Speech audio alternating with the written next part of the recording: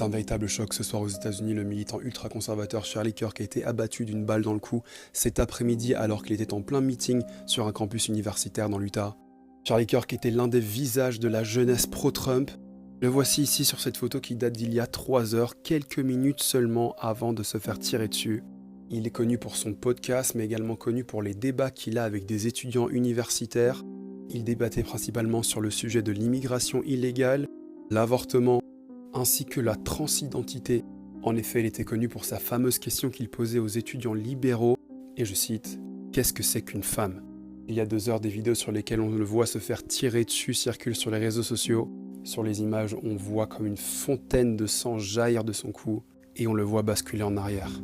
Il est immédiatement secouru et emmené à l'hôpital sans qu'on connaisse réellement son état. Mais il y a maintenant une demi-heure, c'est le président Donald Trump lui-même qui a annoncé la mort de Charlie Kirk. Le grand et même le légendaire Charlie Kirk est mort. Personne ne pouvait comprendre ou personne n'avait le cœur de la jeunesse aux États-Unis mieux que Charlie. Charlie Kirk était marié et papa de 2 enfants.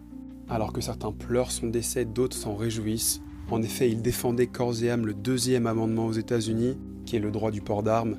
Il disait que les armes sauvaient des vies. Maintenant, évidemment, les gens se moquent de lui. D'autres internautes reprennent des propos de Charlie Kirk, comme on voit ici. Charlie Kirk avait dit que les morts par arme à feu étaient malheureusement le prix à payer pour pouvoir conserver le 2e amendement. Et c'est ainsi que des dizaines de milliers de personnes se réjouissent de cette ironie du sort. Pendant ce temps, les internautes conservateurs pointent la gauche du doigt. Vous êtes toutes et tous responsables. Vous l'avez appelé nazi, raciste et fasciste.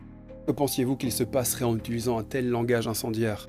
D'autres internautes disent ceci, Charlie Kirk est un père et un mari, il est humain et je m'en fiche si vous n'êtes pas d'accord avec lui politiquement parlant. Rien ne justifie cet acte abject. Du côté des démocrates, l'ancienne vice-présidente Kamala Harris condamne cet acte.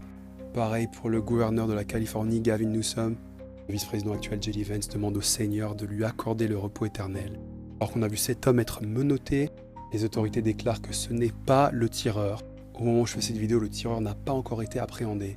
Courage à ses proches et à sa famille, qu'il puisse reposer en paix, et comme d'hab, je vous tiens au courant.